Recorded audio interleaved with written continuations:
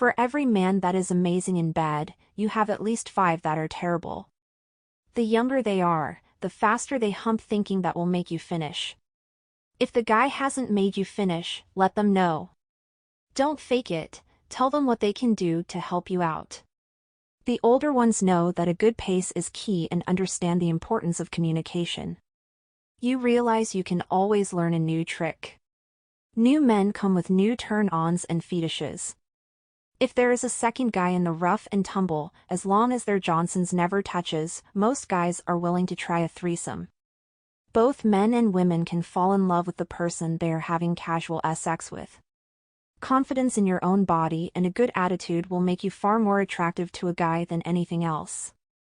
You might think you have a type. You probably don't, you're just going through a phase. Such were the advice I would give my girlfriends when we were in college because I had a lot of experience and a high body count. By the time I graduated college, I had already racked up 100 plus bodies, threesome, foursome, you name it, I have done it. Regrettably, I initiated a lot of my friends to this lifestyle. I was highly promiscuous. Although my upbringing played a huge part in it, as I was sexually assaulted multiple times by my stepfather, and there was a point before high school where I started deliberately seeking it. Looking back, I now know that I was brainwashed. Fortunately, I possessed above-average intelligence, which allowed me to excel academically and earn A's in all my high school classes. Despite facing abuse at home and not dedicating much time to studying, my grades remained consistently high, even while engaging in relationships with multiple boys from school. At a young age, my biological father chose to have no part in my life, leaving my mother to marry my stepdad, who unfortunately subjected me to a distressing experience of soul trauma, and he got me pregnant, and that continued to haunt me well into adulthood. As I embarked on my college journey, the patterns of promiscuity that had developed during my youth continued to affect me profoundly. While I wouldn't describe myself as outgoing, I did enjoy popularity among my friends. Some might even consider me an alpha female, as many women looked up to me due to the strength I gained from overcoming numerous traumatic experiences in life. Additionally, I possessed a high level of intelligence that allowed me to breeze through college without putting in much effort. During my college days, I sought intimacy with strangers I barely knew, using it as a means to escape the lingering effects of my past traumas. However, after graduating, my life took a troubling turn. I found myself battling addiction, which made it difficult for me to hold down a job. To support my habits, I clung to a financially well-off boyfriend. Though he may not have fit society's conventional idea of an ideal partner for someone like me, I was an addict, and he became my source of both financial support and the substances I craved. He seemed content to have me, regardless of the situation. I remember the turning point in our relationship when he basically switches between squishing me with all his weight while trying to shove his tongue down with lots of spit. He was then way too rough with his fingers down there, while he was obviously trying to pleasure me in some way, which was sad, because he seemed to think he knew what he was doing, and he was basically hurting me and making weird faces. It felt like he was trying to dig a dime out from between 2 couch cushions. Lots of poking around that just got faster and more desperate. I had to tell him to stop. Then he just wanted to jackhammer away and try to finish. I gave him about 5 minutes, hoping he would finish and just fall asleep.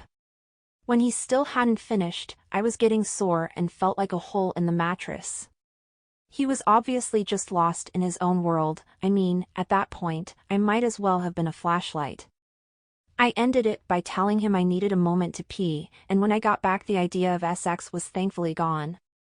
We were both a little stoned, but man, I was ashamed of what my life had become. 2 months later I found out that I was pregnant. I panicked.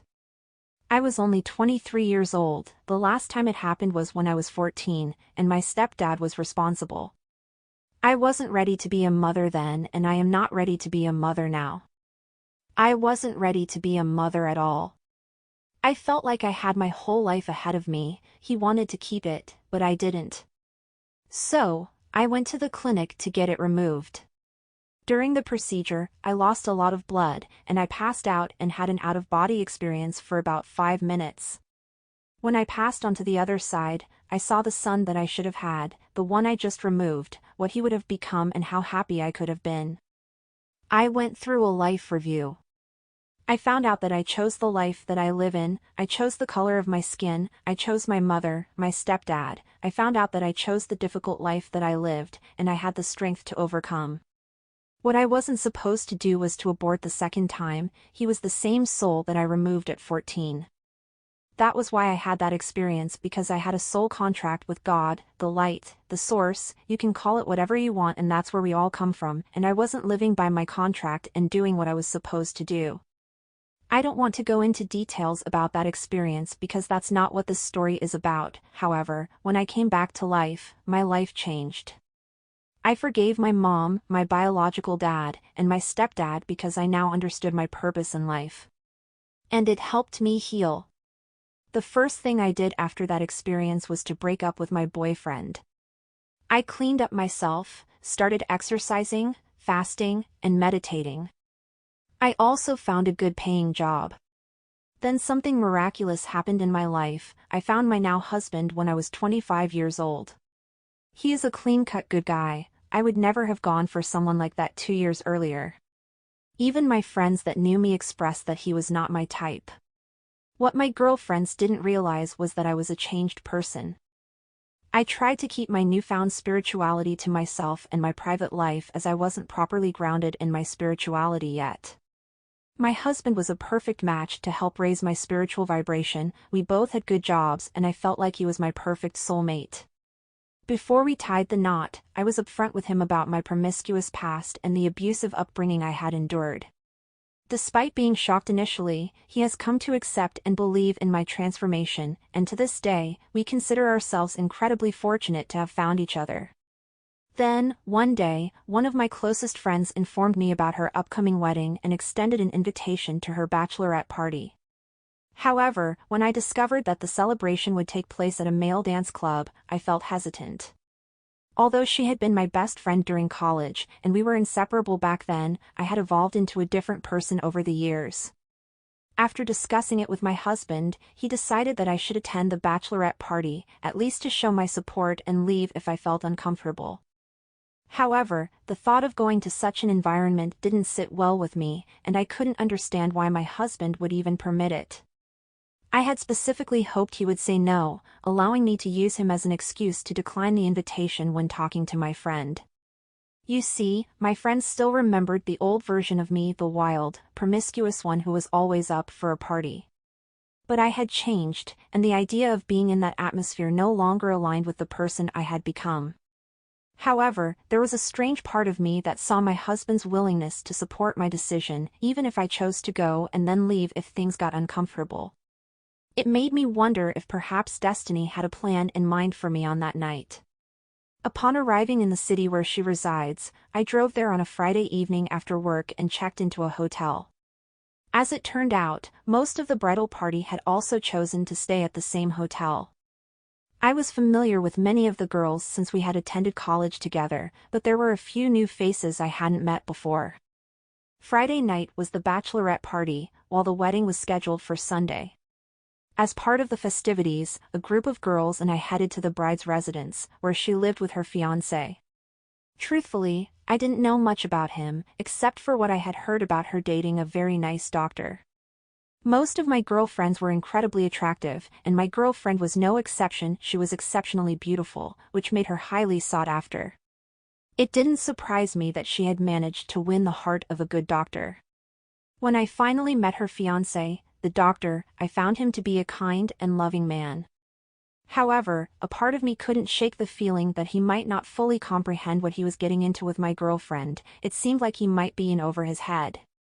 During our conversation, I noticed certain things he said that made me doubt if he truly understood who my girlfriend really was. We talked about his job, and before parting ways, he even gave me his business card as well. It left me pondering if he grasped the full complexity of being with my girlfriend. It's the story as old as time, the curly hair, good successful young doctor marrying a hot trophy wife that he could brag to his friends about in his country club, and guys would envy him as she looks good in his arm. I was happy for my girlfriend. Everything turned out well for us despite all the shenanigans we pulled in college. The sun set and it was time to hit the male club. The old me have been to a couple of male clubs, so I knew the drill. Back in the days we would entertain the dancers shoving it on our faces, and we would scream with excitement, and sometimes we would end up in the bathroom or dressing room doing blow or having sex. That was during our college days, and it didn't happen too often. That was before we got married or were in serious relationships. Most of the bridal party were married or in a serious relationship. During the bachelorette party, I was at the bar with a friend. Meanwhile, the bride, wearing a bridal veil, was seated on a chair on the stage, with a male dancer provocatively performing in front of her, making suggestive moves. She covered her face with both palms but couldn't help but giggle with excitement, seemingly trying to avoid the dancer's advances. The rest of our friends cheered her on enthusiastically, creating a lively atmosphere. While all this was happening, I sat at the bar with another girl, sipping on my Red Bull to stay awake. The club was filled with several scantily dressed dancers roaming around, as the ladies in attendance vied for their attention, making it an eventful and energetic night. The atmosphere felt somewhat similar to a nightclub, where guys vie for attention from females, except in this case, there were only about 7 or 8 dancers catering to nearly 50 enthusiastic girls. I couldn't help but reminisce about how I might have been just as eager in the past, but now I found myself playing the role of a mother hen, watching over my girlfriends from a corner to ensure things didn't get too wild. As I was engrossed in conversation with the girl at the bar, I failed to notice that one of the dancers had whisked away the bride and a few other girls to their dressing room. It was only when I happened to glance in their direction that I realized they were missing, and concern gnawed at me as I quickly decided to go find them, hoping everything was all right. I inquired around, and someone mentioned that they had gone to the back. Hastily, I rushed to the door, feeling a mix of anxiety and apprehension. Slowly opening the door, I was taken aback by what I saw inside. My girlfriend, the bride, was on all fours, being taken by one of the dancers, while the other 4 friends stood by, watching. The sight shocked me, and I didn't know how to react at that moment. When I entered the room and witnessed their reaction, it wasn't entirely surprising, as such behavior was commonplace back in college. However, I still felt taken aback because I personally knew the 3 girls who were observing the scene, and they were either already married or in serious relationships. I couldn't help but wonder if their significant others would appreciate this kind of situation, and it made me uneasy knowing they were partaking in it. I don't know what compelled me to discreetly take some pictures of my girlfriend engaged with the male dancer, but little did I know that those snapshots would have far-reaching consequences. Immediately after capturing those images with my phone, I intervened and put an end to the situation. It was during that moment that I noticed another one of my friends at the corner of the room, who wasn't visible when you entered from the main entrance. Shockingly, she was involved in an intimate act with another dancer. The whole scene left me feeling bewildered and concerned about the potential fallout from the photos I had taken. What shocked me even more was the fact that the bride was engaging in such intimate activity with the dancer without any protection. I became genuinely concerned about her well-being, fearing that she might be at risk of contracting something. Without hesitation, I intervened and used the excuse of her not using protection to separate them. Gently taking my friend's hand, I guided her out of the room, wanting to ensure her safety and put an end to the potentially risky situation. As soon as we exited the room, the rest of the girls followed behind us. We all gathered in a separate section of the club, and surprisingly, my friend, the bride, acted as if nothing had happened. I decided to stay until the end of the night to keep an eye on things and ensure nothing else went awry. Upon returning to the hotel room, I knew my husband was fast asleep. While attempting to call him, I pulled out my phone, only to be greeted by the first image on my screen, which was of my girlfriend, the bride, engaged with the male dancer. It was a disconcerting sight. I looked at the picture for a moment and I deleted all of it. Nonetheless, I continued with the call to inform my husband about what had transpired during the bachelorette party. At one point, I mentioned to my husband that I had taken pictures, but I had already deleted them. To my surprise, he suggested that I should recover the pictures and anonymously send them to her fiancé. I hesitated, worried that such an action might jeopardize her wedding. He argued that her fiancé should be the one to make that decision. We continued to debate the matter, and I grew frustrated with him for not letting the issue go. After hanging up, I sat in silence, deep in thought. As much as I was angry at him, I knew he had a point. I realized what I had to do, even though it felt like a betrayal of our friendship and the epitome of hypocrisy on my part. The decision weighed heavily on me, knowing the potential consequences of my actions. I must admit, I am no saint, and my past was filled with actions that were even worse than my girlfriend's. However, a thought occurred to me that perhaps my girlfriend needed a wake-up call, just like the termination that led to my own out-of-body experience, which served as a turning point in my life. I saw this as an opportunity for her to have her own wake-up call, and it made me contemplate if this was my path or purpose in life. In the end, I decided to recover the deleted pictures from my iPhone. Feeling too cowardly to use my own email address, I created a new one to send the pictures to her fiancé. The subject of the email read, "What your fiancé did at her bachelorette party," and I attached 3 pictures before finally going to sleep, weighed down by the magnitude of my actions. I woke up the following morning with my phone blowing up with text and missed calls. There was a WhatsApp group of the bridal party and so much crying emojis. The wedding had been called off. I called back my friend, the bride. Feeling extremely guilty for secretly taking the pictures and then sending it to her fiancé. I knew I was the cause of her pain. I just broke up her marriage and I was on the phone with her trying to console her, and she doesn't know that I was the cause of her pain. I had unintentionally shattered her dreams and brought her immense pain. Deep down, I felt the heavy burden of remorse, knowing that I was the cause of her heartache. Despite my internal struggle, I offered her words of comfort and consolation, trying my best to support her during this difficult time.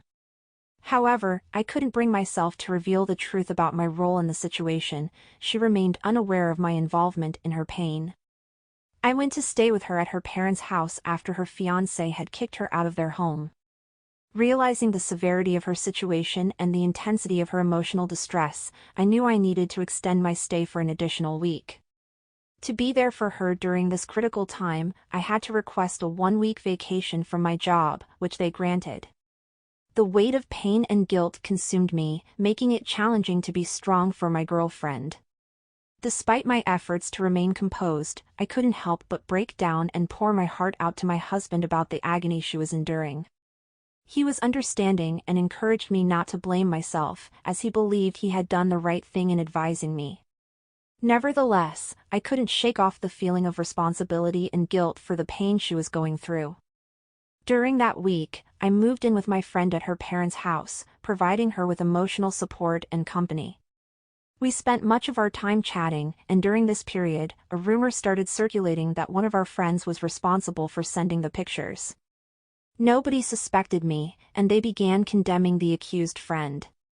In an effort to defend her, I sent a message, suggesting that I had seen one of the male dancers taking pictures when I entered the room through the entrance. Unbeknownst to everyone else, I was well aware of what had truly transpired inside that room. 2 dancers were present, one involved with the bride, and the other receiving a sole favor from another friend in a corner. Despite the troubling circumstances, I did my best to help my friend move past this tragedy. I introduced her to meditation and encouraged her to leave behind the wild college lifestyle, hoping it would aid in her healing process. The situation is still a work in progress, and we continue to talk on the phone every day. Despite this, the burden of guilt remains heavy, and I am inclined to confess to her that I was the one responsible for exposing the pictures to her fiancé. Throughout this dilemma, I have sought guidance from my husband multiple times, and he consistently reiterates that the decision is entirely up to me. If you were in my position, would you keep quiet on the role you played? Or should I come clean for exposing her and destroying her hope of wedding her fiancé, and then brace for the impact?